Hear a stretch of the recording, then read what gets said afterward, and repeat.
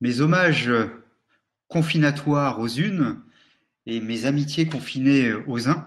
Bon, nous démarrons donc, je suis très heureux de vous retrouver, alors de manière bien évidemment virtuelle. Ça fait partie du jeu du moment, on pourrait dire. Et c'est à la fois d'ailleurs quelque chose que nous sommes une partie à tester pour des raisons professionnelles, pour des raisons familiales, pour des raisons amicales, voilà, pour des raisons d'enseignement ou d'intervention. Euh, c'est à la fois, c'est intéressant parce que on est à la fois dans quelque chose qui est bien mieux que s'il n'y avait pas, mais qui est aussi moins bien que s'il y avait autre chose, c'est-à-dire du lien direct avec les personnes.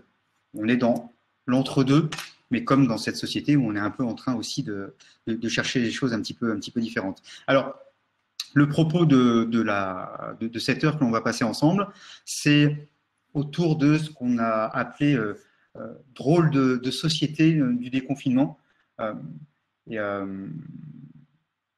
c'est-à-dire, ce que je voulais dire aussi, c'est que si la société est confinée, il n'y a pas un confinement de la société.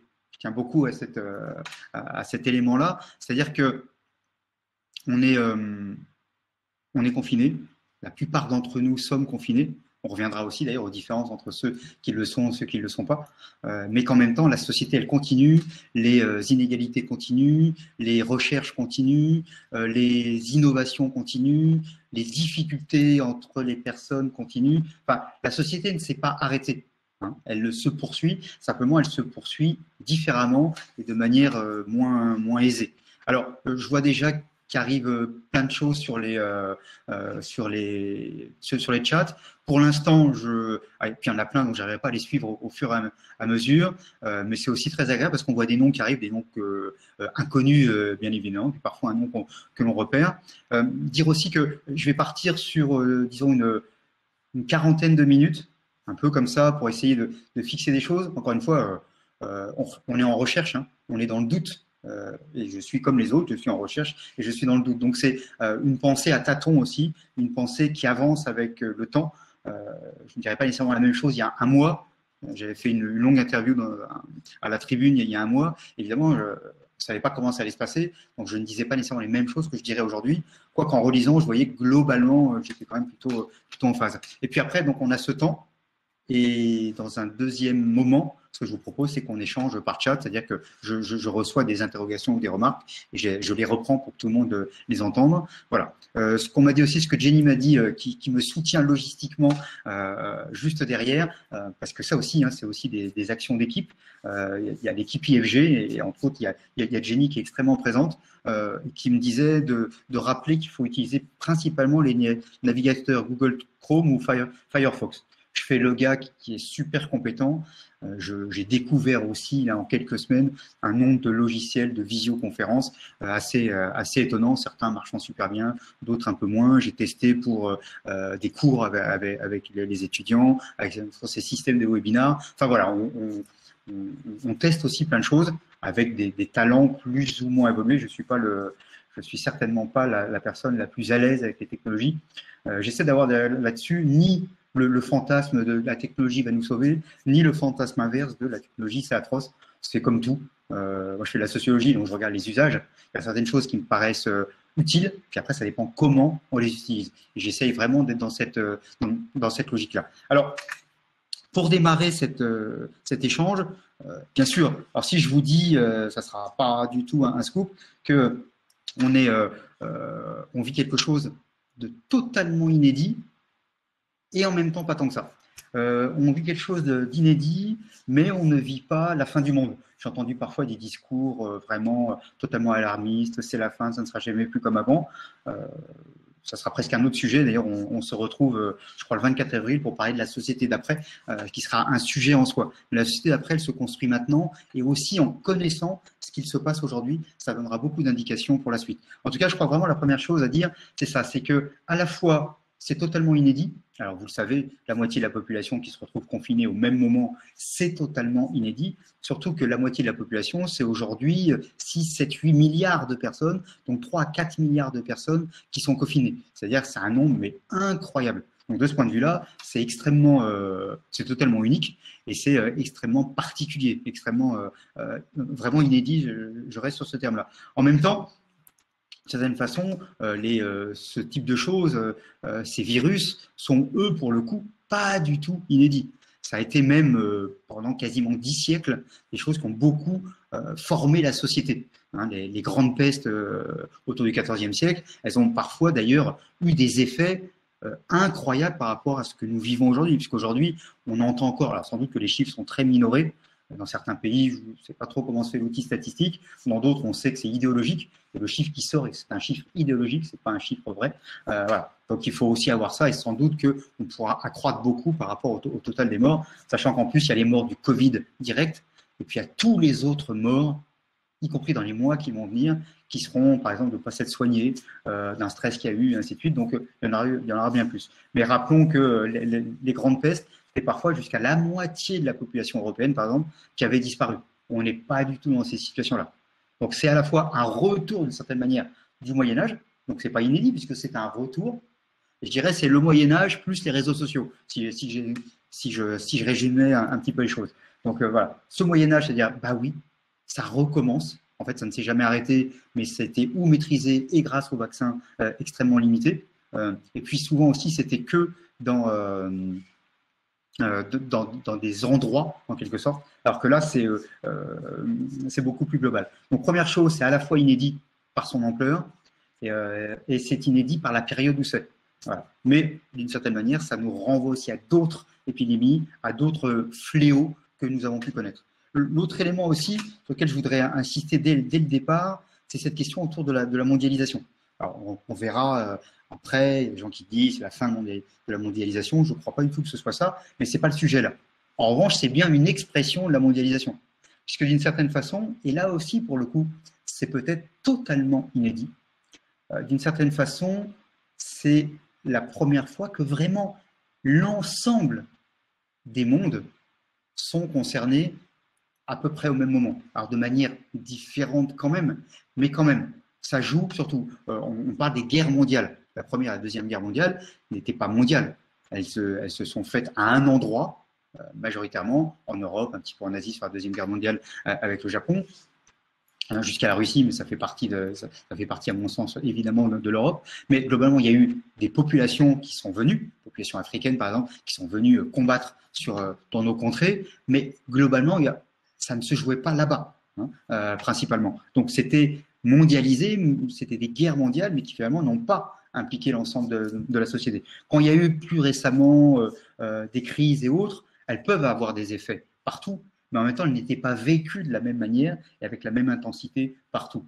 Quand il y a eu les attentats, je sais pas moi, en 2001, ça a été un cataclysme, mais en même temps, il y a plein de contrées où globalement, ça n'a pas eu d'effets particuliers ou de sensations particulières.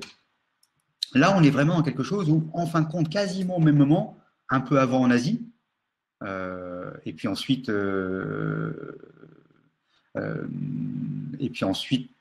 en Europe, aux États-Unis, et on sait que dans d'autres endroits, ça se fait aussi, on n'a pas nécessairement les chiffres, on ne sait pas en plus comment ça va se poursuivre, parce que peut-être que le Covid va se poursuivre sur d'autres contrées, ainsi de suite. Mais en tout cas, on vit tous, d'une certaine manière, une expérience mondialisée. Alors, ce n'est pas la mondialisation heureuse, ce n'est pas la mondialisation de la consommation, ce n'est pas la mondialisation des transports, mais c'est un peu la mondialisation des transports, parce que d'une certaine façon, le Covid, il s'est transporté avec nous. C'est nous qui l'avons transporté, c'est nous qui l'avons emmené d'un continent à l'autre. D'une certaine façon, s'il n'y avait pas eu autant d'échanges, il y aurait eu sans doute une transmission beaucoup bien moindre. Donc, on voit bien. Donc, cette notion de mondialisation, on voit bien qu'elle ressort là. Donc, c'est là, pour le coup, une mondialisation malheureuse, mais aussi une conscience de cette mondialisation où finalement nous sommes tous concernés d'une façon ou d'une autre. Ça, je crois que c'est vraiment quelque chose de faire cette expérience presque en commun. Alors, pour autant, ça crée du commun puisque nous avons tous le risque potentiel d'être touchés, avec quand même des différences très fortes. Des gens qui se sont dit, mais non, c'est que les plus âgés, par exemple, donc moi je suis tranquille, je suis jeune, et ainsi de suite.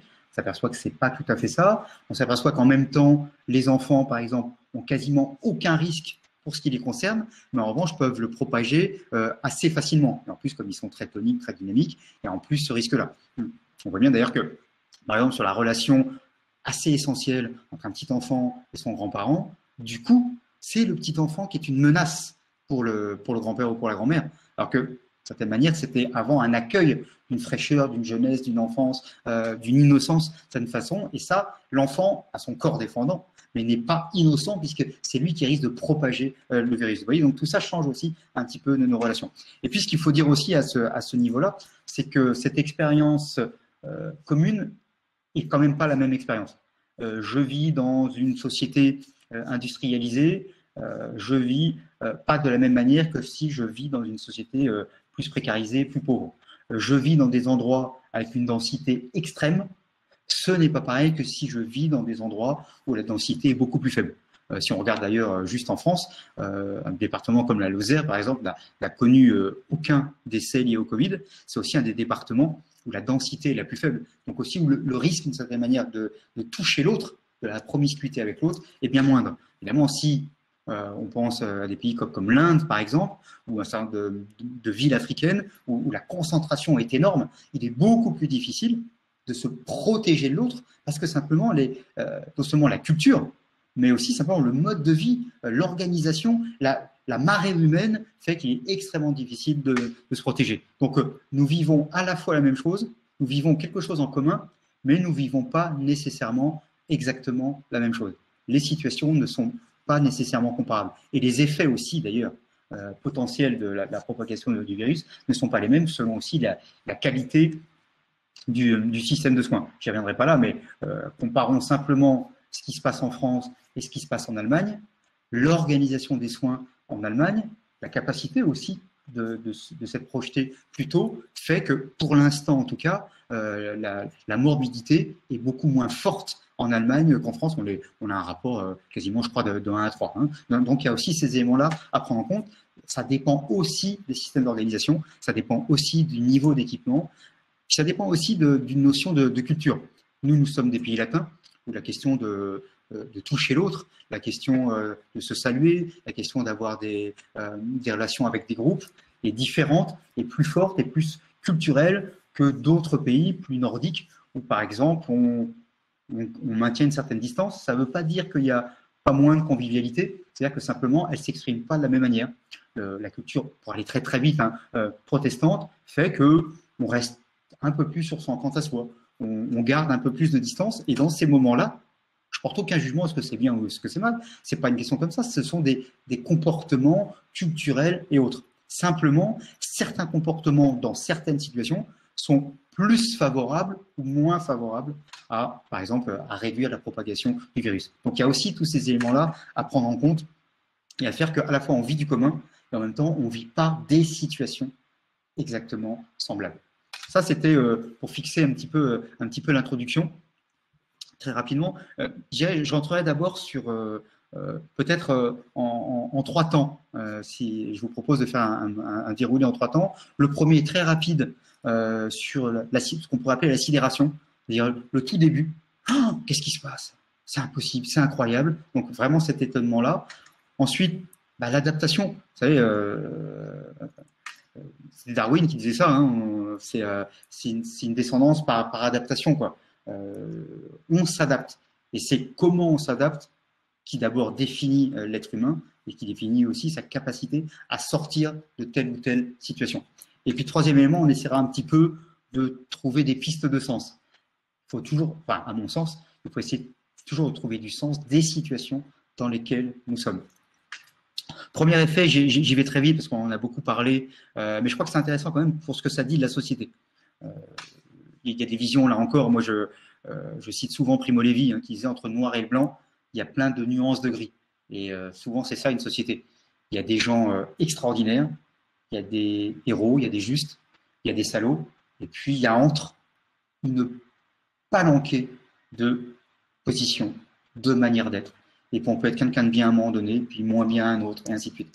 Et puis voilà. Une société, elle n'est pas, justement, c'est pour ça qu'on a mis des S à tout ça, drôle de société, parce que la société, elle est composée de plein d'êtres humains, plein de positions, plein de groupes sociaux qui peuvent être en adéquation, qui peuvent être en opposition, qui peuvent être en complémentarité. C'est aussi ce qui fait une société, mais c'est aussi la conscience, on y reviendra, de l'interdépendance. Donc, au moment de la sidération, vous vous en souvenez, on a vu d'une certaine manière, et là aussi, on voit que cette société inédite, en fin de compte, elle renvoie à des choses très très anciennes. On a toutes les technologies que l'on veut, on n'a jamais eu autant de gens aussi bien formés, et pourtant, qu'est-ce qu'on a vu aussi?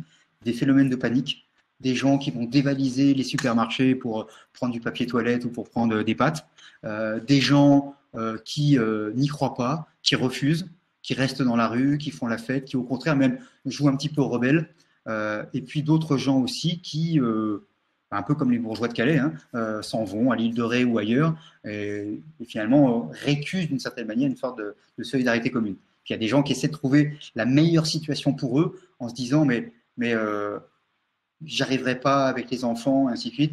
Donc, il faut que j'essaye de trouver des solutions. Donc, on l'a vu, tout le monde ne s'est pas comporté de la même manière, pour des raisons X ou Y. Mais en tout cas, il y a eu du commun et du non commun, d'une certaine manière. Mais il y a eu quand même aussi un phénomène au départ, à la fois de sidération. Mais qu'est-ce qui se passe pour beaucoup?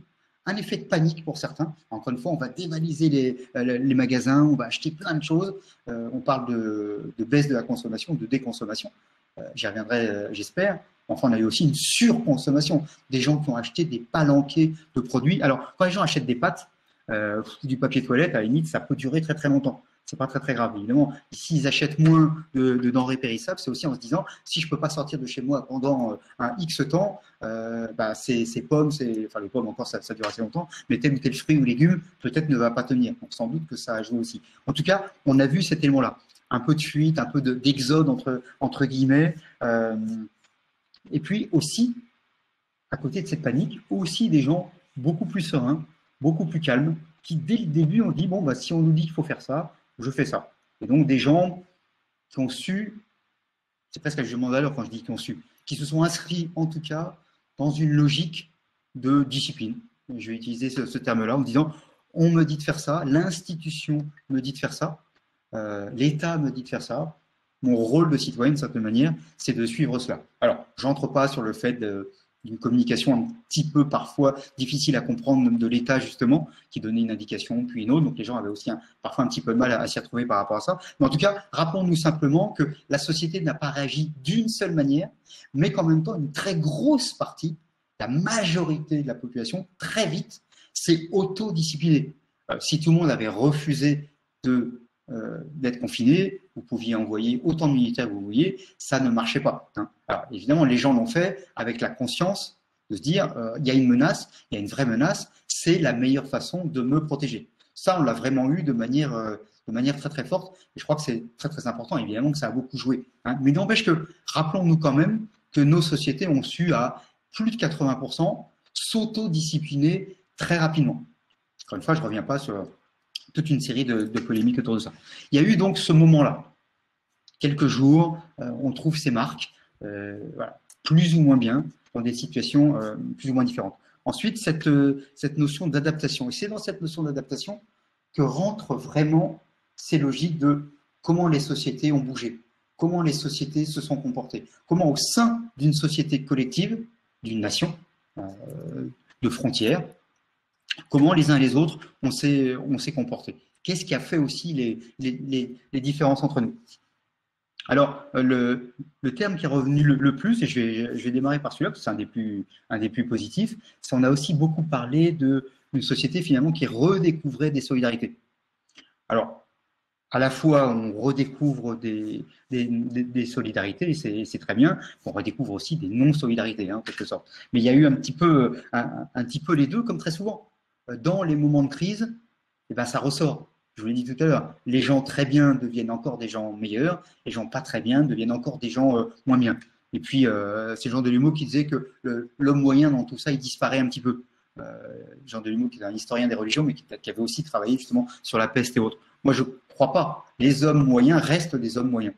On peut avoir des solidarités moyennes, des solidarités de proximité. Simplement, la voisine avec qui je ne vais pas spécialement sympathiser, mais qui est plus âgée ou qui a un petit problème, je vais peut-être lui glisser un mot ou lui envoyer un texto, lui passer un coup de fil en disant je vais faire des courses, est-ce que vous voulez que je vous ramène quelque chose? C'est pas héroïque, mais c'est pas du tout à mépriser. C'est une solidarité de fait qui aide les gens à vivre avec cela. Alors, voilà, il y a ça d'un côté. Puis il y a des gens qui n'en ont rien à faire, ou des gens, je vois sur les chats une personne qui dit mais comment gérer la peur. C'est vrai que une partie des réactions sont des réactions de trouille bien normales, puisque j'ai peur d'attraper le virus et j'ai peur ensuite d'être touché de manière mortifère, même si, et bien heureusement, c'est un virus qui a finalement un taux de létalité, comme on dit, qui génère de la mort de manière quand même assez réduite. Hein. Parce que si on regarde les chiffres, c'est atroce évidemment pour toutes les personnes qui nous ont quittés, c'est atroce pour les gens qui en ce moment sont en train de vivre des choses extrêmement difficiles, mais en nombre, en pourcentage total, ça reste plutôt limité et finalement moins dangereux que d'autres éléments. Mais n'empêche qu'au moment 2, il y a quand même cette peur très très forte. Donc les solidarités, ce qui est très très intéressant, je rappelle souvent, j'avais fait un bouquin dans le temps qui s'appelait De l'État-providence à l'État accompagnant, où justement je montrais combien il y a la société du haut, et puis il y a toute une société du bas qui se dit l'État ne fera pas les choses pour moi. Il faut que je me batte tout seul. Il faut que je me batte plutôt tout seul, mais avec quelques-uns. Et donc c'est comment je m'organise à tel ou tel endroit. Puis parfois, il y a des structures bien plus fortes qui me permettent de m'associer à des gens, à d'autres personnes, de me regrouper. Hein. On va penser aux petits frères des pauvres, on pensera au secours catholique, au secours populaire. Il y a des structures comme ça, très très importantes, les restos du cœur. Enfin, je pourrais en citer énormément, hein, qui sont évidemment des éléments extrêmement importants, mais ça peut être aussi une solidarité plus petite, que j'organise dans mon village, qu'à 3 on se dit, que des médecins s'organisent, des pharmaciens s'organisent, des commerçants en disant je vais aller porter les victuailles chez la dame qui ne peut plus se déplacer, que sais-je encore. Il y a plein de micro-solidarités qui créent des micro-sociétés qui forment justement cette société. Donc, ce qu'on peut voir dans ce temps présent, c'est que ça n'a pas du tout disparu sous le Covid. Que justement, il n'y a pas eu de confinement de la société, qu'il n'y a pas eu de confinement de la solidarité. Même s'il y a eu aussi, hein, on le sait, des exemples assez humainement assez extrêmement détestables, mais il y a toujours des collabos, il y a toujours des dénonciateurs, et bien il y a aussi des gens qui ne veulent plus que l'infirmière qui habitait près de chez eux reste près de chez eux, parce qu'ils ont peur simplement qu'elle leur apporte le virus et ainsi de suite. Ça a toujours existé, c'est dans la nature humaine, voilà, point. Simplement, on en parle plus aujourd'hui parce que ça peut être relayé par les médias, ainsi de suite, mais à l'inverse, il y a aussi des éléments de solidarité, des gens qui vont proposer leur appartement, des choses comme ça. Dans le monde il y a des hôteliers qui ont dit utilisez nos chambres qui sont vides. Dans le monde du logement social, Action Logement a proposé, je crois, 900 logements comme ça d'accès pour les personnels de soins, pour leur éviter de rentrer chez elles, par exemple, s'il y avait trop de transport, et avec le risque aussi, évidemment, quand elles rentrent chez elles, de passer peut-être le Covid, si elles l'ont, à un enfant ou à un proche. Vous voyez, donc il s'est passé comme ça énormément d'actions. Il continue de s'en passer, il continuera de s'en passer. Et si, ce que je n'espère pas évidemment, mais si ce confinement durait encore, plus longtemps encore, il y aurait toujours ces deux éléments-là. Des gens formidables, des gens moins formidables, et des gens pas formidables du tout. Pas formidables du tout. Du coup, ces éléments de solidarité, elles sont vraiment extrêmement fortes. Puis c'est aussi, je tiens à le dire, hein, c'est aussi parfois des entreprises. On dit, mais nous, on va s'organiser autrement pour justement s'orienter et faire, par exemple, du gel hydroalcoolique. Il y a toutes ces questions-là de pénurie. Hein, on est une société hyper moderne et on n'a pas de masque. Bon, voilà, il y a des gens, des femmes qui disent nous, on va faire nous-mêmes des masques et puis on va les proposer, ainsi de suite. Des gens qui sont allés chercher s'ils n'avaient pas encore des masques, ainsi de suite. Donc il y a eu plein de choses comme ça. J'ai participé à une action qui était organisée par But pour aller récupérer des masques en Chine. Voilà, avec des avions qui étaient affrétés gratuitement, ainsi de suite. Il y a comme ça, mais il y a plein de choses partout, petites, moyennes, d'ampleur. Voilà. Souvent, la société, elle bricole. Mais ça fait partie de la société. Les sociétés, elles ne sont pas comme ça hyper structurées. Si ça arrive dans les sociétés extrêmement disciplinaires, dictatoriales, mais même là, quand on regarde, il y a plein de choses à côté quand même. Parce que c'est les usages, c'est l'être humain qui va chercher une autre solution, qui à un moment donné va essayer de se gratter la tête pour trouver autre chose. On est en plein dedans, et je crois qu'il faudra que ça reste, sans mythifier les choses, hein, il faudra que ça reste comme aussi un temps où il y a eu énormément de solidarité qui ont fonctionné. Enfin, je crois que vraiment on doit rester là-dessus, mais en même temps sans non plus se raconter l'histoire, comme quoi tout aurait été merveilleux. Deuxième élément de cette société, qui a eu aussi, je trouve, beaucoup d'importance, c'est tout ce qui a été autour de la consommation. Je vous l'ai dit au début, peut-être que le premier marqueur de ce confinement, ça a été d'aller dévaliser, non pas les banques, mais les magasins, et en particulier les magasins d'alimentation. Comme si, voilà, une espèce de peur de manquer que l'on retrouve toujours. Hein. Et il y a toujours, souvent d'ailleurs, c'est les pâtes et le sucre, les aliments que l'on va chercher. Et il y a 100 ans, globalement, c'était exactement la même chose. Et donc, on l'a vu, et puis après, une fois qu'il y a ça, les gens, qu'est-ce qu'ils ont consommé? Ben, ils ont consommé du temps. D'un seul coup, je me retrouve chez moi, ben, je vais consommer des réseaux sociaux, je vais consommer des images, je vais consommer de l'information de manière extrêmement forte. Et puis, ça d'accord, mais peut-être que le marqueur, ou un des marqueurs les plus importants, c'est je consomme souvent de manière plus locale, puisqu'on me dit de ne pas aller trop me déplacer. Et alors, ça dépend si j'ai évidemment des magasins près de chez moi, ça dépend où je vis. Voilà. Mais souvent, on voit que la question du local est arrivée de manière assez forte. Un autre élément, le bio. C'est-à-dire le bio, c'est une histoire de bobo, c'est une histoire de plutôt de gens à l'aise dans la vie ou de gens très jeunes qui seraient très, très sensibles. D'abord, c'est faux. Le bio, déjà aujourd'hui, touche à peu près toutes les catégories de population. Mais ce qu'on peut voir, c'est qu'il y a une progression très forte aujourd'hui de la consommation de bio. À la fois parce que les gens se disent « Oula, il faut vraiment que je fasse attention » et le bio est plus rassurant, d'une certaine manière. Peut-être que c'est déjà de se dire « Il faut que je change mes modes de consommation ». Il y a certainement un petit peu des deux. Il y a à la fois une peur personnelle de se dire « Oh là là, mieux vaut prendre quelque chose qui est sans doute plus vérifié et le bio est plus sûr. Il y a moins de risques, et donc peut-être il y a moins de Covid. » Et puis quelque chose de plus large en disant « De toute manière, je dois changer d'une certaine manière. » Et une des expressions du changement, c'est en effet l'alimentation bio, parce que tout le monde se dit, de toute manière, au-delà des convictions que je peux défendre, en tout cas, a priori, c'est meilleur pour ma santé. Et dans cette période-là, j'ai intérêt à faire sacrément attention à ma santé, parce que tout le monde se dit, c'est surtout pas le moment de tomber malade. D'ailleurs, même quand on tombe malade, ce qui est un sujet, on va moins voir les médecins, on va moins à l'hôpital, ainsi de suite, à la fois parce qu'on nous a dit bah faut moins se déplacer, puis aussi parce qu'on a la trouille, puis on se dit c'est peut-être pas le moment, ainsi de suite. On est d'ailleurs dans une situation totalement paradoxale, hein, je le rappelle, c'est que il y a 50 000 médecins qui disent mais je fais rien de la journée quoi. Alors vous me direz ils pourraient aller aider ailleurs, sauf que c'est pas si évident que ça. Les urgences dans les hôpitaux, on parle plus de ce sujet-là. Il n'y a plus de problème d'urgence dans les hôpitaux. Alors pour une partie, ça renvoie au fait qu'il y a plein de gens qui allaient dans les urgences pour les hôpitaux pour pas grand-chose, et c'était quand même un sacré sujet. Et puis il y a une autre partie bien plus dangereuse, c'est qu'il y a alors il y a une deuxième partie qui est très très positive, c'est que simplement il y a aussi moins d'accidents. Il y a moins d'accidents de voitures, il y a moins d'accidents de mobilette, ainsi de suite, parce que simplement il y a tellement moins de monde sur les routes que du coup, ça crée aussi une accidentologie bien plus faible. Donc de ce point de vue-là, il y a moins d'arrivées en urgence pour cela. Il y a peut-être plus d'accidents domestiques en revanche. Et puis il y a sans doute, d'ailleurs, quand je parle du domestique, il y a aussi certainement plus d'accidents, j'y reviendrai, peut-être humains, c'est-à-dire dans un couple où ça se passe pas très très bien. Voilà, on peut imaginer qu'il y a plus de femmes aujourd'hui qui subissent des violences, qu'il y a plus d'enfants aussi parfois qui subissent des violences. Parfois, ça va être aussi des hommes qui subissent des violences ou des femmes qui subissent des violences par des enfants et non pas par les hommes, ainsi de suite. Tout est possible. En tout cas, globalement, ça, il y a des chances, malheureusement, que ce soit en train de se jouer. Mais sur toute une partie, il y a moins d'accidents, donc il y a moins de raisons d'aller aussi dans aux urgences ou autres. Mais il y a aussi ce qu'on appelle une perte de chance, c'est-à-dire des gens qui devraient être soignés et qui, du coup, seraient sauvés d'être soignés au bon moment, qui, en ce moment, se disent je ne vais pas y aller. Ne voient même pas qu'ils ont un problème. Les gens qui arrêtent un certain nombre de traitements. Bien évidemment, ça c'est absolument dramatique. Et il y aura une partie des décès post-Covid qui seront liés à tout ça.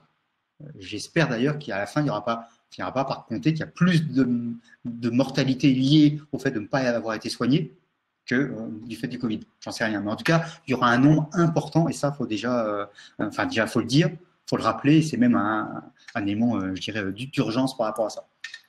Alors, vous voyez, donc cette notion de consommation, je suis allé assez loin, puisqu'on est allé jusqu'à la consommation en santé, mais tout ça participe un petit peu du même mouvement. Alors, troisième grande évolution de la société, c'est l'organisation du travail. C'est-à-dire que, pas pour tout le monde, parce qu'on dit le télétravail. C'est à peu près un tiers de la population active, c'est-à-dire sur les 27 millions de personnes, qui peuvent faire du télétravail. Moi, je peux faire du télétravail. Il y a un certain nombre de personnes qui ne peuvent pas faire du télétravail. Un médecin peut faire du télétravail.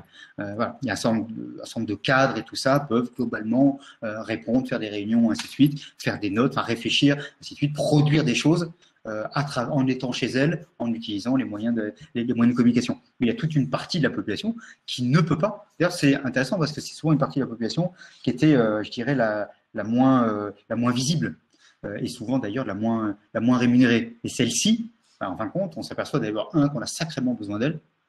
Parce que si simplement il n'y a pas un routier qui transporte de la nourriture ou autre, ça n'arrive pas. S'il n'y a pas des agriculteurs qui sont en train de produire de la nourriture, ça ne nous arrive pas. S'il n'y a pas des caissières, ainsi de suite. Vous voyez, donc on voit aussi qu'il y a une diversité de métiers qui, quand ils ne sont pas là, nous posent des problèmes absolument dramatiques. Dans les villes, si les éboueurs ne font pas le boulot, très vite, la ville devient irrespirable, par exemple. Alors, on gagnerait en termes de pollution avec moins d'avions et moins de voitures, mais on perdrait sacrément avec le fait qu'il y aurait de plus en plus de déchets, ainsi de suite. Donc, vous voyez, donc on voit bien là aussi, mais en tout cas, une réorganisation de ces modes de travail, avec évidemment tout ce qui est télétravail, qui s'est fortement développé, avec là aussi d'ailleurs des comportements un petit peu différents, avec des interrogations aussi un petit peu différentes. C'est-à-dire que c'est intéressant d'ailleurs de se dire que à la fois ce moment-là est un moment de grande intimité puisqu'on se retrouve chez soi avec nos proches ou pas selon les situations, mais qu'en tout cas on est dans le chez soi, on est dans l'intime et que parfois en même temps on est dans l'extime, de certaine manière. Vous voyez là, par exemple, je suis chez moi et vous pouvez voir une partie de l'endroit où je vis. Voilà. Et si on regarde bien, on va trouver derrière, je sais pas moi, une photo, un bouquin, un petit tableau que m'a offert un ami cher sur Cacolade, parce que je suis un passionné de chocolat. Enfin voilà, on peut trouver plein de choses et chacun peut regarder, tiens, il y a ça chez lui. Voilà, donc on discute avec des gens à qui on a travaillé parfois depuis des années et des années, auxquels on n'est jamais allé chez eux. Et là, d'un seul coup, on va découvrir des choses. Ah bah tiens, sur son bureau, il y a ça. Ou tiens, là où il est, là où il travaille, ou là où en tout cas il converse, on peut voir telle ou telle chose. Donc on est à la fois dans l'intime, d'une certaine manière, jamais on a autant montré son intimité d'une certaine manière. Vous voyez, donc là aussi, il y a des contradictions et des manières de faire un petit peu plus compliquées. Après, il y a des gens dans un bureau bien confiné, c'est le cas de le dire, bien fermé, et puis d'autres qui ne sont pas dans cette situation-là. Il y a des gens aussi qui vont se mettre un petit peu en scène. Vous remarquerez le nombre de fois, je ne sais pas, sur les interviews télé ou autres, où la personne parle devant une bibliothèque. On a l'impression que chez elle, il n'y a que la bibliothèque. Il y a plein de gens comme ça qui ont envie de montrer qu'ils ont une bibliothèque qui fait partie aussi d'un statut. J'ai des livres, donc je suis un intellectuel, ou je pense, et ainsi de suite. Donc parfois, il y a même une mise en scène plus ou moins élaborée et plus ou moins possible de son intimité. Mais en tout cas, ça joue aussi beaucoup. Puis les autres personnes, encore une fois, qui ne montrent pas leur intimité, qui ne sont pas dans le télétravail, qui sont ou dans une inquiétude, dans une difficulté, ou dans une passivité, parfois c'est pas si dit, ça dépend un petit peu des personnes, qui sont par exemple, quand tu es mis en chômage partiel, ainsi de suite, l'État a très vite proposé cette solution qui permet aussi à ce que tout le monde ne se retrouve pas complètement perdu en se disant voilà, mes revenus globalement sont maintenus. Alors c'est à 84%, c'est pas totalement maintenu, mais quand même j'ai le plus gros et d'une certaine manière je suis pas jeté au chômage, je suis dans un espèce d'entre-deux et si jamais ça repart, je pourrais aussi repartir. Il y a d'autres personnes qui ne sont pas du tout dans cette situation-là, qui étaient déjà au chômage ou qui ont peur vraiment de perdre leur emploi derrière, ou des gens qui ont une entreprise et qui ont peur de perdre leur entreprise, de ne pas être capables d'honorer les charges et ainsi de suite. Imaginons des gens qui auraient lancé il y a quelques semaines seulement en arrière un restaurant et qui aujourd'hui sont à zéro. En plus, savent, elles, qu'elles ne pourront même pas recommencer à la mi-mai, mais ça sera peut-être à la mi-juillet ou que sais-je encore. Voilà, il y a des secteurs, il y a des gens qui sont beaucoup plus en difficulté que d'autres par rapport à cela. Donc là aussi, il n'y a pas un commun. On ne vit pas les mêmes choses, on n'est pas dans les mêmes situations. Et puis, voilà, pour montrer à chaque fois, vous voyez que cette société-là, à la fois, elle se regroupe, mais en même temps, elle connaît aussi des difficultés extrêmement différentes. Un des autres éléments qui nous distingue, je crois, très très fortement, c'est la question justement des contraintes. On ne vit pas les mêmes contraintes. Il y a des choses qui se réorganisent. C'est un peu, pour m'amuser, je disais, c'est un peu la revanche de la France des jardins sur la frange, sur la France des villes et des immeubles, quoi, d'une certaine manière.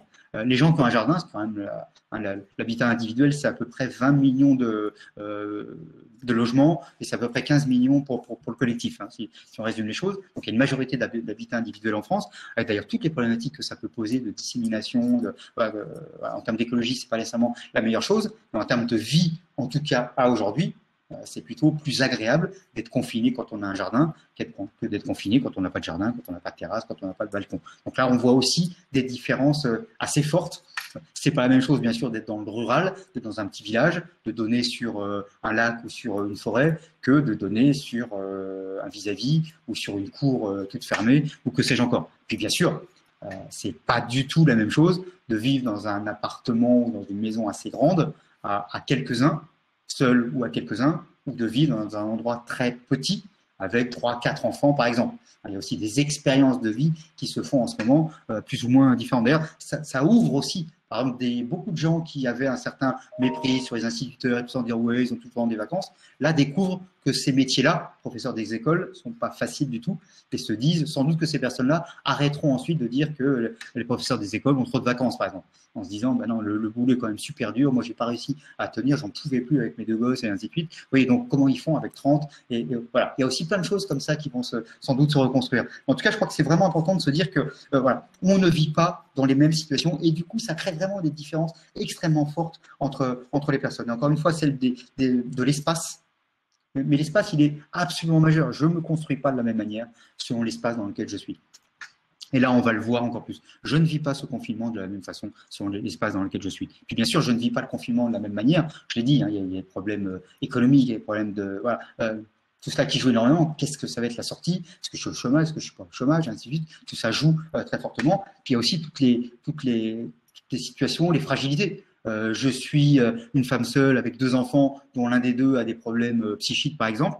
C'est pas la même chose que si je suis dans un couple où chacun se partage et ainsi de suite, où il y a 2 enfants mais qui vont bien. C'est pas la même chose si je vis seule et si j'ai une mère âgée avec moi. Voilà, ainsi de suite. Il y a plein d'éléments comme ça où ce qui était difficile devient quasiment explosif, devient extrêmement difficile à prendre en compte, à prendre en soin, à accompagner. Et puis il y a toutes les personnes qui ont des fragilités psychiques plus ou moins élevés, qui là peuvent se révéler, peuvent se relever de manière encore plus importante. Il y a aussi toutes les problématiques d'addiction. Donc on voit qu'il y a plein de façons aussi d'aborder les choses. Et puis on l'oublie trop souvent quand on fait de la sociologie ou autre, c'est tout simplement nous n'avons pas tous les mêmes personnalités. En vivant dans la même situation, je peux avoir une personnalité qui me permet de tenir et une personnalité pour qui c'est impossible, qui j'ai besoin, je me sens complètement enfermé. Voilà. Bon. Ça dépend des gens, ça dépend des situations. Donc là aussi, on peut avoir des difficultés extrêmement différentes, avec des poids là-dessus extrêmement différents, et donc des manières de vivre tout cela de manière très très différente, avec aussi des sorties, mais c'est pas le moment d'en parler, qui seront aussi beaucoup plus complexes entre les personnes. Voilà. Alors, on se dit, donc, vous voyez, il n'y a pas de commun, mais il y en a aussi. Une des preuves du commun qui reste, je trouve c'est intéressant, c'est que jamais, ça fait très longtemps que les gens n'ont pas autant regardé les mêmes chaînes de télévision. Les grandes chaînes d'information, les TF1, les France 2, ainsi de suite, finalement, aujourd'hui, on les regarde plus. Il y a quelque chose d'avoir une envie, d'avoir quelque chose un petit peu de commun. Là aussi, c'est intéressant. Même des jeunes qui ne regardaient plus le JT depuis très très longtemps ont envie de savoir un petit peu ce qui se passe. Bon, on voit quand il y a les interventions du président de la République, c'est des records absolus d'audience. On n'est pas loin quand même de 40 millions de personnes qui regardent au même moment le président de la République, par exemple, faire un discours sur ce qui va se passer dans les semaines qui viennent. Donc, on voit que de ce point de vue-là, il y a un commun aussi qui se reconstruit à certains moments de manière plus forte. D'ailleurs, il y a aussi un besoin d'information plus sérieuse, d'une certaine manière. Hein, L'Express, Le Monde, Le Point connaissent un accroissement très fort du nombre d'abonnés, parce que les gens, une partie en tout cas des gens, se disent j'ai besoin de vraies informations et pas de délire sur les réseaux sociaux, ainsi de suite. C'est aussi intéressant de voir que dans ces moments-là, on peut, pour une partie de la population, mais une partie importante de la population, rechercher comme ça une information plus fiable. Je trouve que ça donne aussi quelque chose à la fois on vit des choses différentes, mais en même temps on vit quand même quelque chose en commun. Donc ces contraintes-là sont différentes, mais elles produisent des différences, voire des oppositions, qui peuvent rester extrêmement fortes. Il y aura des oppositions, par exemple, sur le fait, ah bah toi, tu étais chez toi, pendant que moi, je prenais des risques, je risquais ma vie. Alors après, on peut un peu héroïser les choses, parce que j'allais vendre des choses au magasin. Mais en même temps, j'étais bien obligé, comme ça que je vis, ainsi de suite. Puis bien sûr, il y aura d'autres formes d'héroïsation. Alors, peut-être d'ailleurs, voilà, pour fixer les choses de cette deuxième partie. Et puis, je vais venir très vite, mais malheureusement, j'ai été comme d'habitude trop long. Sur le troisième élément, sur la notion de sens. C'est-à-dire que tout ça, donc cette sidération, cette situation à la fois inédite et en même temps qui nous renvoie à des vieilles choses, je vous dis le Moyen-Âge plus les réseaux sociaux, ces adaptations, une société s'adapte toujours, en bien ou en mal, c'est un autre sujet, mais elle s'adapte toujours. Et dans la société, il y a plein de manières de s'adapter. On voit bien ça aussi, ce que nous sommes en train de vivre. Et puis, le sens de tout ça. J'ai besoin, quand je vis dans cette situation, j'ai besoin de me dire que ça a du sens. Il y a quelque chose d'absurde. C'est absurde. Nous sommes une société hyper technologique, nous sommes une société hyper moderne, nous sommes une société où jamais il y a eu autant de gens qui ont été formés, et en même temps, le moindre virus nous fout complètement par terre, arrête l'économie comme jamais. De ce point de vue-là, il y a quelque chose quand même de très fort. Jamais on a arrêté comme ça une économie, on dit, oh, on ne fait plus rien, parce qu'il y a le virus, et que donc il faut se protéger. Alors, il y a à la fois, il faut protéger les plus fragiles. Certains diront, enfin bon, les plus fragiles, de toute façon, ils seraient morts à un moment ou à un autre. Est-ce que ça vaut le coup d'arrêter l'économie pour ça? Puis il y a d'autres qui disent, mais attends, les plus fragiles, c'est peut-être moi. C'est ça le premier des sens. Mais à quel moment je suis fragile, à quel moment je ne suis pas fragile? Au début, il y a un discours, il n'y a que les plus âgés qui ont un risque. Et donc, certains ont pu se dire, je l'ai entendu, et puis voilà, de dire, bon, si c'est que les plus vieux, est-ce que c'est bien grave, et ainsi de suite. Les gens se disent, ben, moi, je suis tranquille, puisque je ne serai pas touché. Et puis, il y a aussi le fait que, d'abord, il y a une humanité, en disant, mais non, c'est pas possible, je peux évidemment pas réagir comme ça, je suis là aussi pour protéger les plus fragiles. Avec des gens aussi qui se disent, mais c'est ce que j'appelle l'égoïsme solidaire. À un moment donné, de se dire, mais j'ai d'autant plus intérêt de protéger les plus fragiles que demain, ça peut être moi le plus fragile. Le vieux, ça peut être moi demain. Donc, j'ai aussi intérêt, entre guillemets, par rapport à cela. Cet égoïsme solidaire qui permet justement de construire aussi une société d'interdépendance. Et puis, c'est aussi qu'un certain nombre de personnes découvrent qu'il n'y a pas que les plus fragiles et que des gens, au contraire, en pleine forme, peuvent se retrouver touchés et disparaître, parce qu'on ne sait même pas très bien pourquoi telle personne va être, ça va bien se passer, et telle autre va terminer, va mourir. On ne sait même pas très bien encore, que la science n'a pas le temps encore de nous dire tout ça, on est aussi dans un processus. En tout cas, ce sens-là, il est là. Donc c'est le sens de la fragilité, j'y reviendrai pour finir, mais je crois que c'est vraiment quelque chose d'important. C'est aussi le sens tout simplement de la vie. C'est aussi la découverte par nos sociétés qui se croient un peu au-dessus de tout. J'ai dit une fois qu'on redécouvrait l'humilité, la modestie. L'humilité et la modestie, c'est tout simplement de se rappeler que nous allons mourir. Pas tout de suite, mais que nous allons mourir. Il y a tout un délire, il y a eu tout un fantasme, y compris d'ailleurs porté par un certain nombre d'acteurs des nouvelles technologies, des GAFA et autres, sur le transhumanisme, sur le fait qu'on va vivre 1000 ans, sur le fait qu'on pourrait l'homme augmenter. Alors, on pourrait se rajouter un morceau, ainsi de suite. Et du coup, on nie la mort, on nie la faim, on nie la décrépitude. Et là, on est face au réel. En fait, on est des sociétés hyper techno, et puis on n'a pas de masque.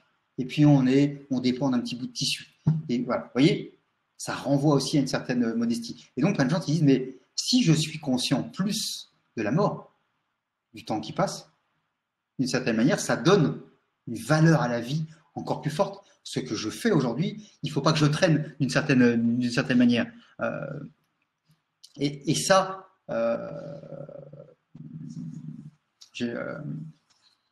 Peggy disait, nos sociétés ont découvert qu'elles étaient mortelles. Notre civilisation a découvert qu'elles étaient mortelles. Je crois que chacun se rappelle ça. C'est une manière aussi de donner plus de valeur à la vie, plus de valeur au temps, et de se dire, dans le temps qu'il me reste, j'ai envie de faire des choses. Donc, de ce point de vue-là, ce retour au sens, pour une partie de la population, peut être quelque chose sans doute d'extrêmement intelligent, d'extrêmement intéressant. C'est aussi cette question, on a un peu parlé des nouveaux héros. Alors, le monde du soin en particulier. Finalement, je ne crois absolument pas que nous soyons dans une guerre. Pas très à l'aise avec ces termes-là. Mais en revanche, il y a quelque chose à mener. Il y a une lutte à mener. L'ennemi, il est un peu invisible. L'ennemi, voilà, nous sommes tous pris dans ces guerres d'une certaine manière. Il y a une interdépendance biologique entre nous. D'ailleurs, on pourrait dire, là, j'ai commencé en parlant de nouvelles formes de mondialisation, il y a une mondialisation biologique. Par le fait même, nous sommes tous des êtres humains, nous sommes revenus à cette condition d'être humain.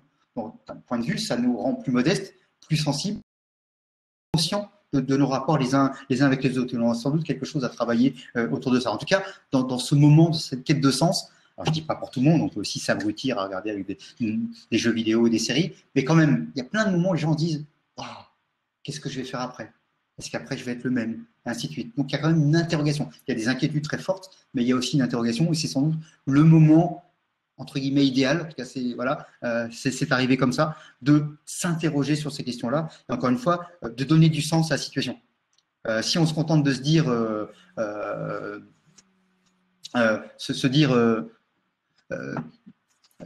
se dire, alors Jean-Luc me dit Civilisation mortelle, n'est-ce pas de Paul Valéry plutôt que de Peggy. Merci Jean-Luc de corriger cette erreur. Et ce qui est extrêmement important, en tout cas, j'y reviens, c'est cette sensation dans l'absurde, parce qu'il y a quelque chose de complètement absurde dans ce qu'on vit.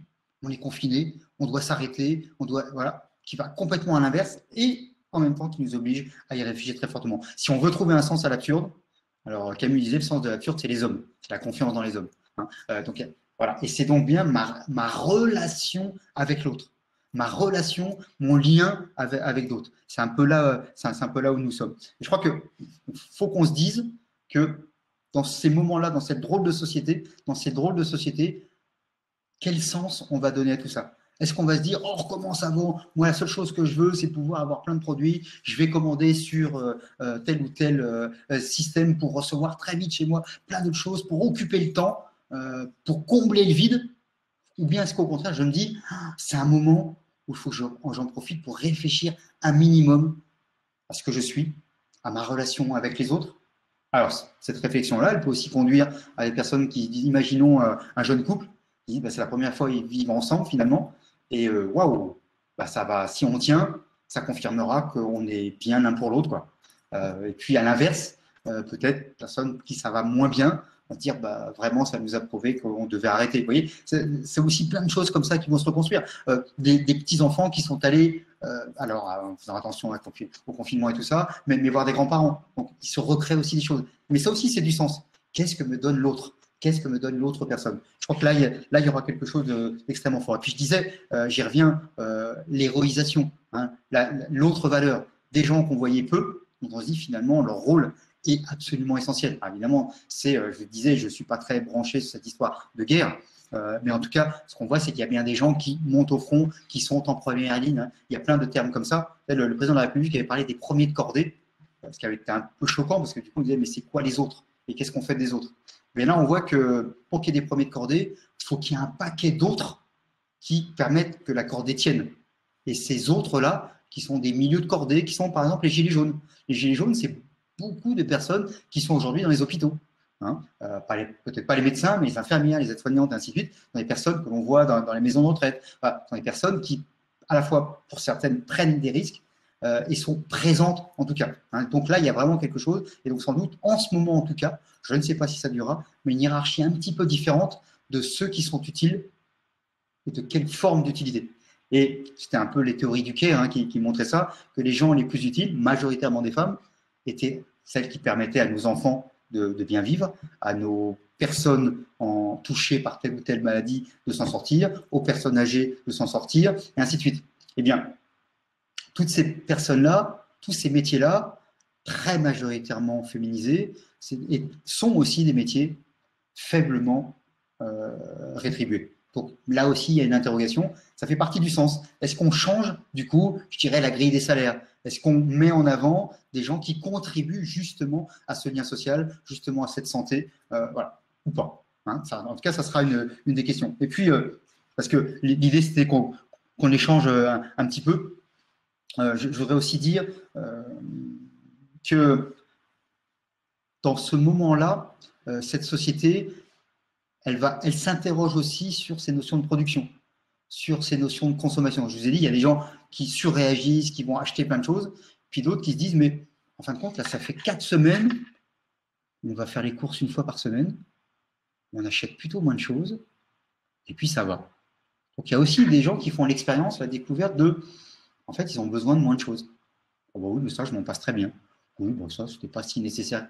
En revanche, j'ai besoin de cela. Vous voyez? Donc, c'est peut-être aussi des moments, je ne sais pas si ça durera, je n'en suis pas sûr, mais en tout cas, des moments où on s'interroge aussi sur ces modes de consommation. On s'interroge sur ces liens avec les autres. Regardez le nombre de gens qui prennent le temps d'un seul coup de rappeler.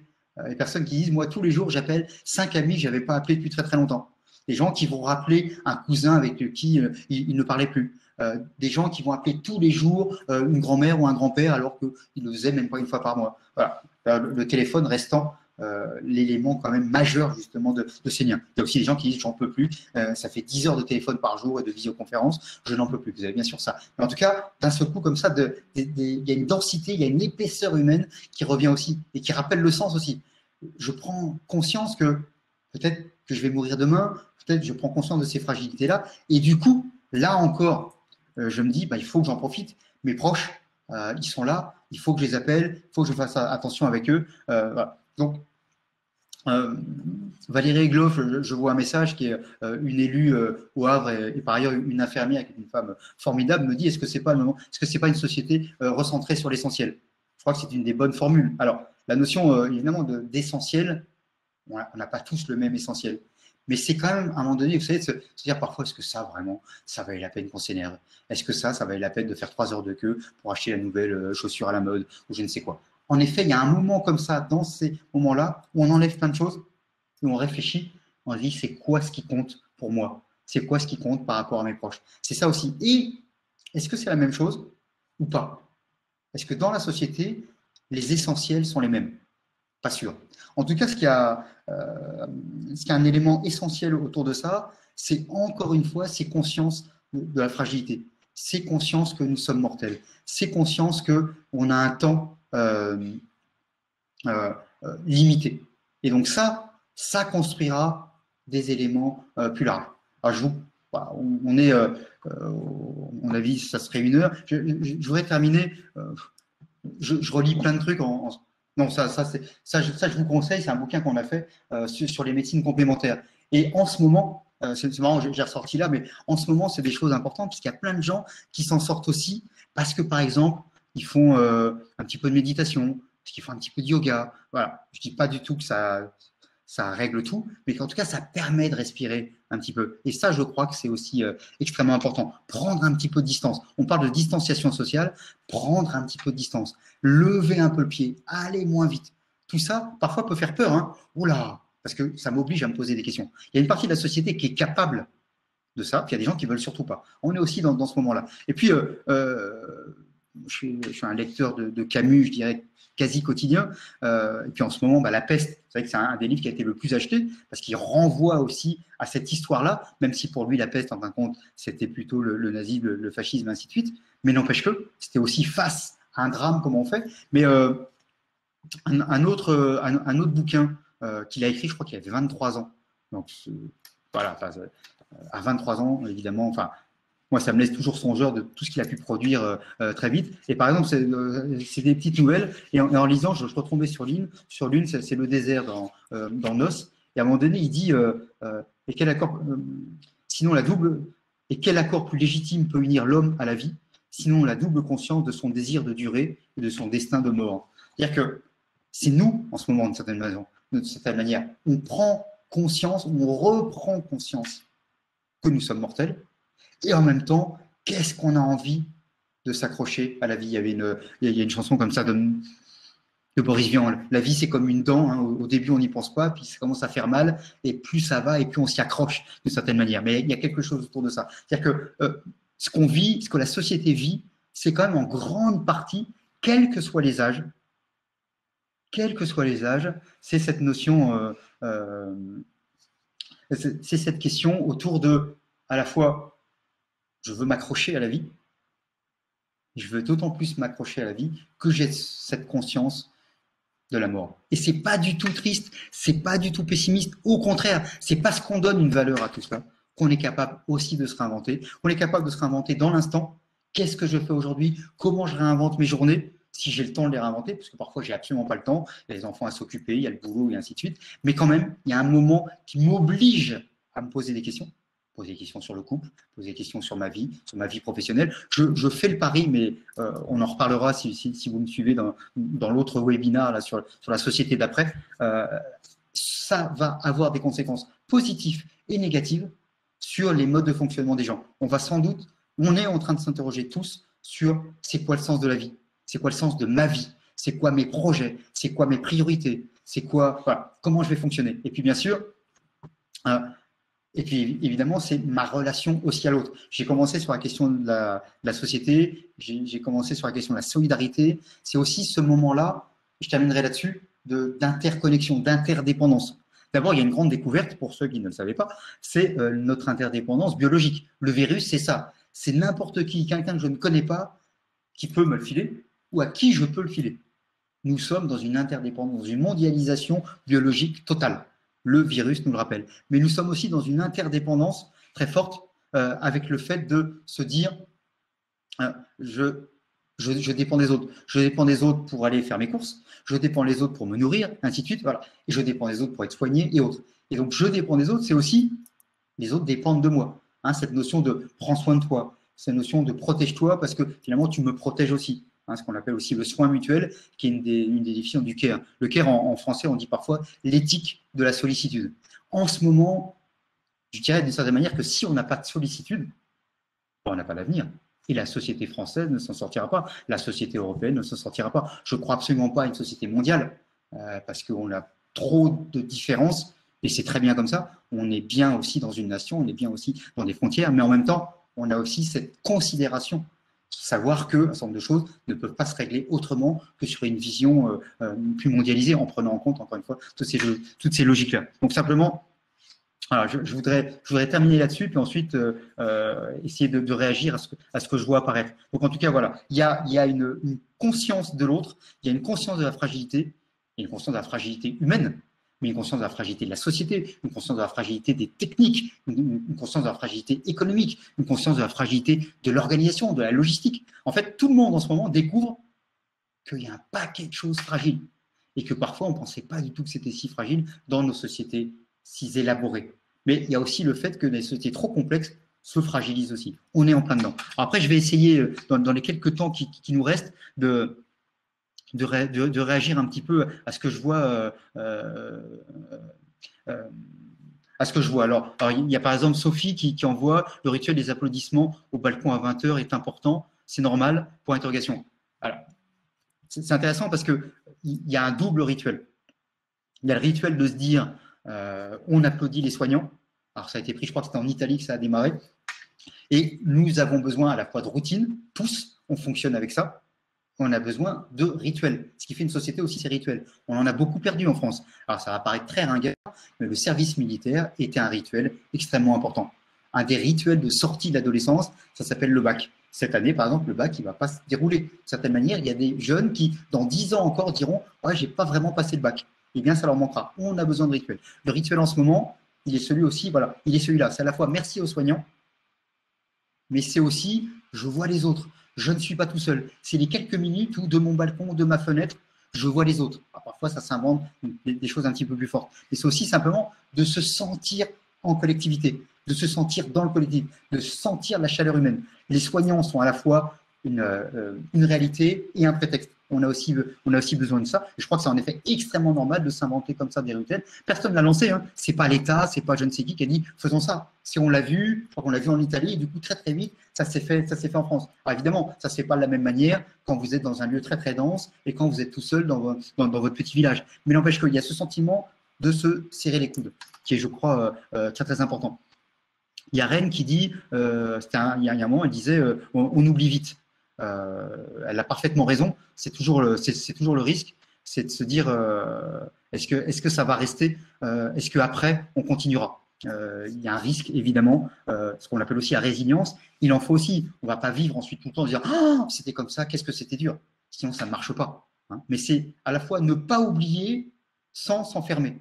C'est comment, vous savez, c'est comme au retour de vacances, on dit ah, maintenant je vais faire du sport tous les jours. Et puis au bout de 3 jours, on se dit bah non, en fait je vais faire le week-end. Et puis au bout d'un mois, on va même pas courir le week-end.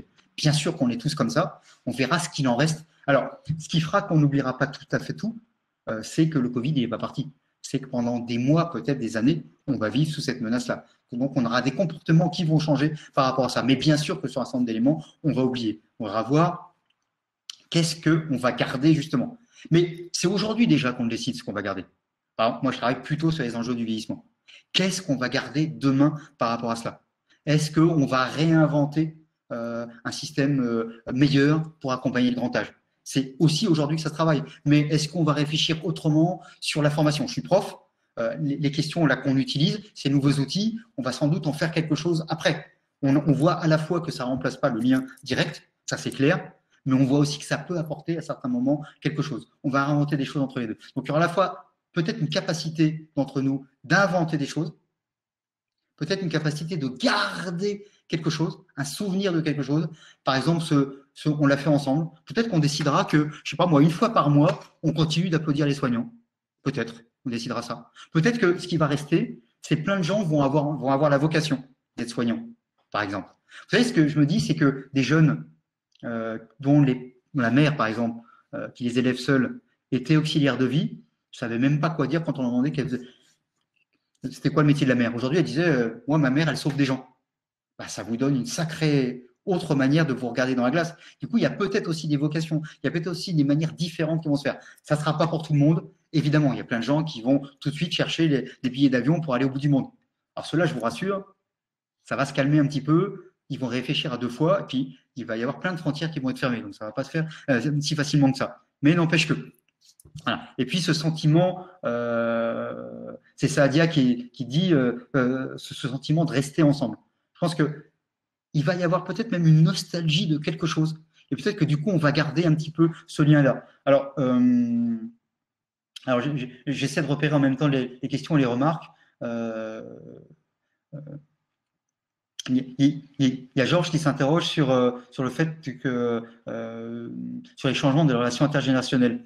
Alors, j'en profite pour dire d'abord, on avait écrit un bouquin avec un ami philosophe sur la guerre des générations, en disant s'il y a un truc qui tient, mais qui tient formidablement dans ce pays, c'est bien les liens intergénérationnels. Vous savez, on a des grands mythes, la mixité sociale, qui est très défendue, généralement par des gens qui ne la vivent pas. La mixité culturelle, qui est adorée par des gens qui ne la vivent jamais.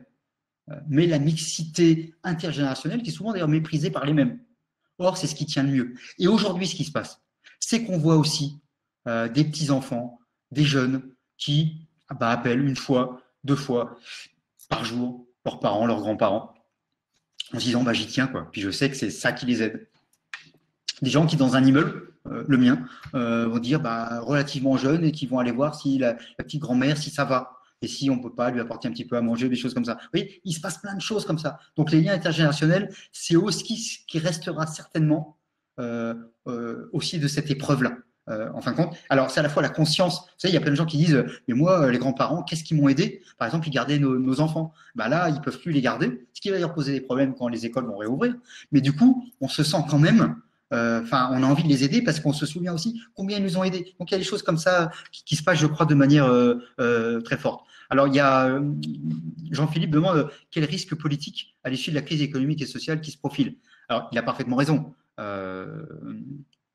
Cette société-là, elle réagit aussi différemment.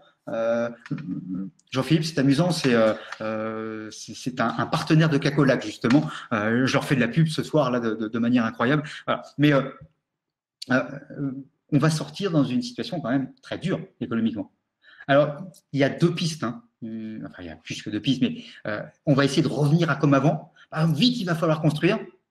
Ou on va se dire, attention, profitons-en aussi pour réfléchir à la question énergétique, à la question de l'écologie. Est-ce que ce ne sera pas l'occasion, justement, puisqu'il va y avoir normalement de l'argent pour relancer les choses, est-ce que ça ne sera pas l'occasion de relancer intelligemment, de relancer sur par exemple, sur réduire tout ce qu'on appelle les passoires énergétiques, de permettre à des gens, en particulier âgés ou ayant peu de moyens économiques et ainsi de suite, qui souvent dépensent beaucoup dans leur facture énergétique, de réorganiser les choses pour que justement l'endroit où ils vivent soit un endroit qui soit mieux confiné, dans le sens de ne pas perdre de la chaleur ou pas perdre de la fraîcheur. Il y a des choses comme ça qui vont se passer. C'est le moment ou jamais, peut-être, d'enfin enclencher ce qu'on appelle la transition énergétique, qui a complètement partie liée en plus avec la transition la transition démographique. Il y a un lien entre les deux, c'est peut-être le moment où on va pouvoir inventer des choses. Mais en même temps, cette crise, elle peut être aussi une crise très forte où les gens vont dire je veux de l'ordre, je veux un chef. Donc il y a aussi quelle va être la traduction politique de tout ça. Est-ce qu'on va savoir aller vers d'autres formes de démocratie ou est-ce qu'on va vouloir aller vers quelque chose d'extrêmement rigide? Vous savez, il y a aussi toute une technologie autour de ça. Est-ce qu'on va être plus suivi, peut-être pour notre bien, mais est-ce qu'à certains moments, vous voyez, je le fais plus suivi, puis je me mets comme si j'avais les menottes au poignet. Donc il y a ça, et en même temps, est-ce que dans certains cas, ce pour notre bien va pas être aussi une manière de nous fliquer complètement? Là aussi, compliqué. Alors, il y a une personne, mais j'arrive pas à voir tout le truc. Le nombre de personnes qui sont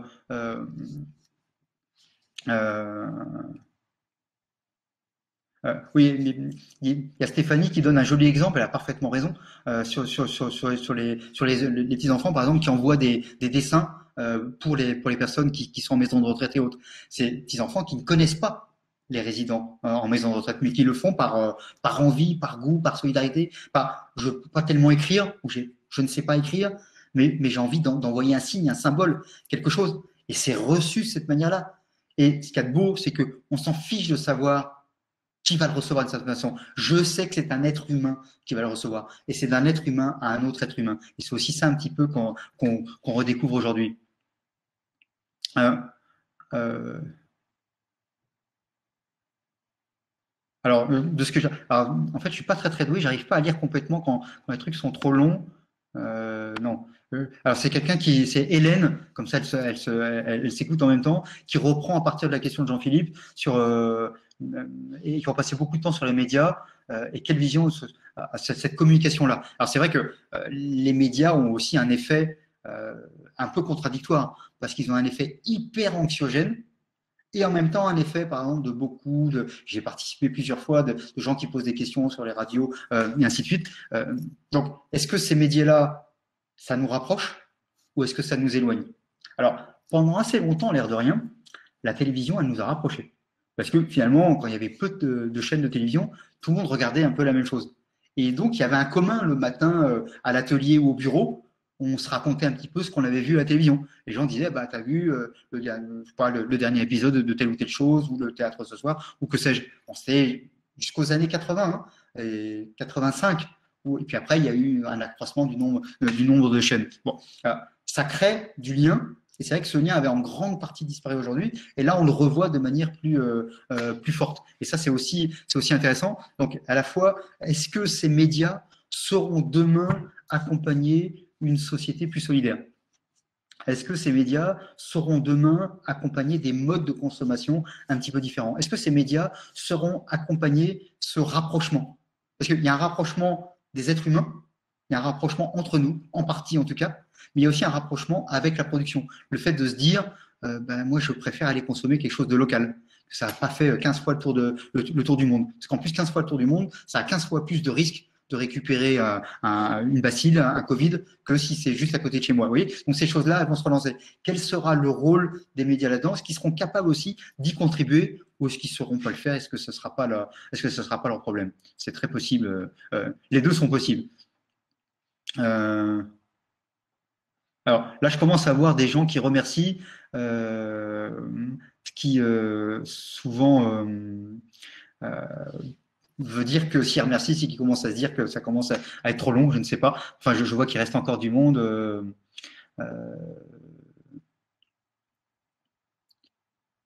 Il y a quelqu'un qui me parle il y a Jean-Philippe qui répond en disant que j'ai écrit d'autres choses passionnantes qu'autour du chocolat. Oui, oui, je confirme. Mais en même temps, j'y reste une seconde sur le chocolat.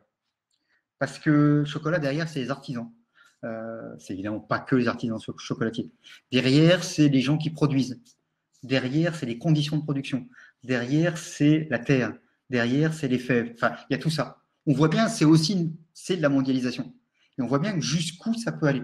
Ça peut aller sur de l'industrialisation et de la déshumanisation. Je ne m'intéresse pas à comment ça a été produit. Je ne m'intéresse pas aux femmes et aux hommes qui ont produit. Je m'intéresse à peine à la qualité et simplement je veux m'engouinfrer. Ou bien je m'intéresse aux conditions de fabrication, aux femmes et aux hommes qu'ils ont produits. Je m'intéresse au respect de la terre. Je m'intéresse aux conditions pour que ça arrive jusqu'à chez moi et je m'intéresse à la qualité gustative. Eh ben, on n'est pas du tout dans le même monde d'une certaine manière. Le monde du confinement ou le monde d'après le confinement, le monde de ces sociétés-là, bah vous avez ça.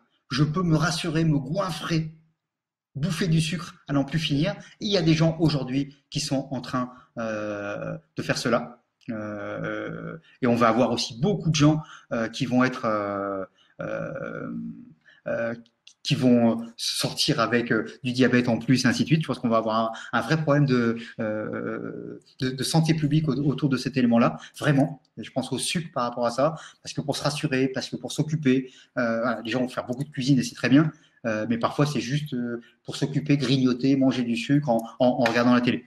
Et puis, de l'autre côté, et ça nous dit bien deux types de sociétés, de l'autre côté, une question de qualité. Je fais attention, je réfléchis d'où ça vient, je cherche le respect des artisans, des fabricants, encore une fois des femmes et des hommes qui ont construit des enfants parfois, parce que je rappelle, dans certaines contrées, ce sont des enfants. Voilà. Et donc du coup, j'y fais attention, je refuse telle ou telle chose, et donc je décide aussi de consommer de manière plus consciente, peut-être de moins consommer, mais d'y consommer, mais de mieux consommer.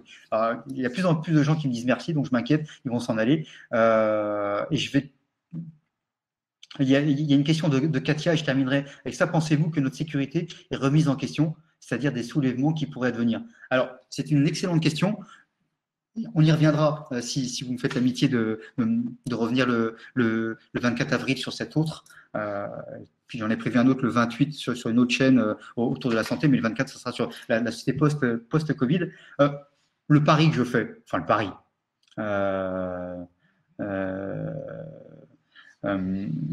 c'est que on va faire plein de choses par rapport au virus et on aura raison. Mais le risque aussi, c'est que la prochaine catastrophe, bah, ce soit une autre catastrophe. Ce sera peut-être un virus informatique. Ce sera peut-être un autre effet du dérèglement climatique. Je n'en sais rien.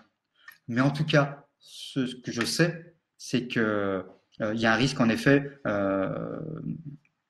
d'insécurité. Il y aura une insécurité économique plus forte à la sortie, parce que plus de gens au chômage, plus d'inquiétudes autour de ça. Il y aura une insécurité, je qualifierais d'intellectuelle, de sens. J'en parlais tout à l'heure. Il y a plein de gens qui vont remettre tout ça en cause en disant mais notre système, c'est pas le bon. Notre système, il va pas durer. Ça crée une sacrée angoisse quand même. Alors, est-ce que je suis capable d'y répondre? Est-ce que je saurai y répondre? Est-ce qu'on saura collectivement y répondre? Et puis, il y aura une insécurité qu'on pourrait qualifier de culturelle. Qui sont les menaces? Qu'est-ce qui me menace? Est-ce que c'est les gens différents? Est-ce que voilà. Et donc ça aussi, ça va venir. Est-ce que avec tout ça, on va se dire pour y répondre, je suis dans l'espèce d'égoïsme forcené, je me protège, je me planque, ou est-ce que pour y répondre, je construis quelque chose avec d'autres? Eh ben, je crois que ça sera un sacré enjeu et j'espère bien que. Alors, je réponds à quelqu'un qui me dit est-ce qu'il y a un replay? Oui, oui, le système de l'UFG fait qu'il y a des replays et on peut boire un verre pendant de jus de fruits, de bon chocolat, de ce qu'on a envie pendant ce temps-là. Juliette.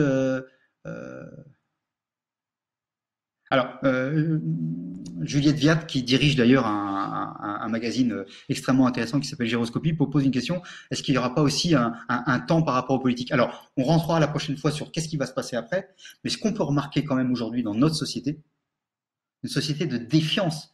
Je rappelle que quand on demande aux Français, à peu près 36% des gens disent « quand je ne connais pas quelqu'un, a priori, j'ai confiance en lui ». 36%. C'est-à-dire que les autres, les 2/3, c'est « a priori, j'ai pas confiance en lui ».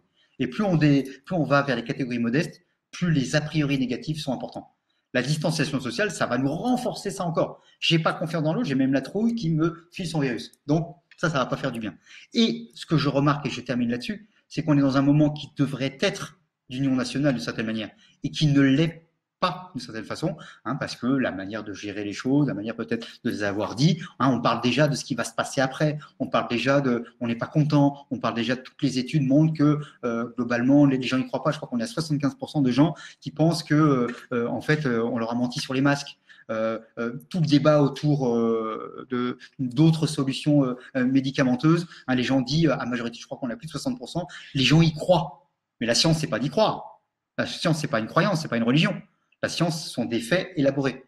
Et donc, voilà, on voit bien qu'il y a ça quand même. Donc, on a aussi une partie de la société qui est dans la défiance, et ça va faire du mal à la sortie, mais c'est déjà présent aujourd'hui. Je ne veux pas terminer sur un élément négatif. Je veux vous souhaiter à tous, évidemment, de prendre soin de vous, de prendre soin des autres, de se redire que on n'a quand même pas tous, je vois d'ailleurs une question là-dessus, on n'a pas tous fait le choix d'accepter ce confinement, mais que quand même dans une société qui se veut, qui est assez individualiste, qui est relativement rebelle, qui n'a pas grande confiance dans ses politiques, quand même plus de 80%, largement plus de 80% des gens ont joué le jeu. Alors il y en a qui n'ont pas joué le jeu par le haut, hein, le syndrome de l'île de Ré, je vais l'appeler, les gens qui n'ont pas joué le jeu par le bas, le syndrome aussi parfois du confinement quand je suis trop nombreux, ainsi de suite. Il y a aussi ça, il y a des gens qui sont dans des formes de communautarisme, de séparatisme, bien sûr. Mais quand même, rappelons-nous aussi que le très gros de la société a fait le choix de suivre le pari du confinement. Et c'est pas facile. Il faudra faire attention parce que c'est pas sûr que ça tienne encore 4 semaines comme ça. Il faut aussi trouver du sens à tout ça. J'ai insisté tout à l'heure sur la question du sens. On ne tiendra que parce que on trouve du sens à ce qu'on fait. Encore une fois, je cite souvent Camus, cette question d'absurdité. On a besoin de sortir de l'absurdité. Je terminerai là-dessus en disant merci à vous d'avoir suivi cet échange. J'espère vous retrouver d'autres fois. Et puis surtout, prenez soin de vous et prenons soin de nous. Salut!